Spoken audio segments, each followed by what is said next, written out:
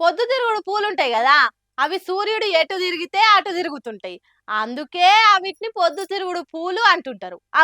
Same government పెద్ద ఆఫీసర్‌లు గూడా కొంతమంది గట్లనే ఎవ్వరి పవర్లుంటే ఆళ్ళ దిక్కే తిరుగుతుంటారు. ఆళ్ళ డిగ్రీలు, చదువులు, తెలివి, జ్ఞానమంతా ఖద్దరంగోళ్ళ కాళ్ళ కింద పెట్టి ఊడిగం జేస్తుంటారు. అది ఇప్పుడే గాదు, బ్రిటిషోళ్ళు ఎళ్ళిపోయినంక మనోళ్ళ పాలనొచ్చినప్పటి సందున్నది. ఎందుకీ మాటంటే సీఎం కాగానే ఏ శాఖలో ఏ ఆఫీసర్లుండ్రు, ఎవలెవలు ఏం చేస్తుండ్రో అరుచుకోనికే ఆల్ ఇండియా సర్వీసెస్ ఆఫీసర్లతోటి మీటింగ్ పెట్టిండు బాబు సారు. ఇక ఆ మీటింగ్ లో వైసీపీ ప్రభుత్వ కార్యకర్తల కంటే ఎక్కువ కన్లేసుకోకుండా కాకి బట్టలతోటి పనిచేసిన ఆఫీసర్లకు సురుకులు పెట్టిండు. 95 కెంచి సీఎం ఉంటున్నా గానీ 5 ఏళ్లల్లా ఐఏఎస్ ఐపీఎస్ లున్నట్టు ఎవ్వల్ని చూడలేదు. గంత దారుణంగా పనిచేసిర్రు. మీ నౌకర్లకు మీరు చేస్తున్న వ్యవహారాలకు ఏమన్నా పొంతనున్నదా? ఓసారి గుండె మీద చేసుకుని ఆలోచన చేసుకోవాలి. ఆఫీసర్లు కూడా రాజకీయాలు చేస్తే ఏందన్నట్టు అని ముఖం పట్టుకునే అన్నాడు.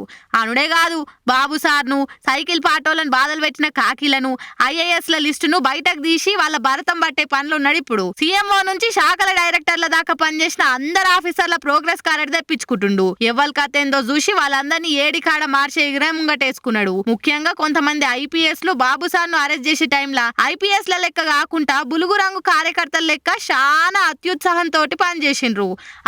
వాళ్ళకైతే ఈసారి మూడిందనే అంటున్నారంతా. మరి చూడాలే బాబు సారు మార్కు పాలన ఎట్లుండబోతుందో.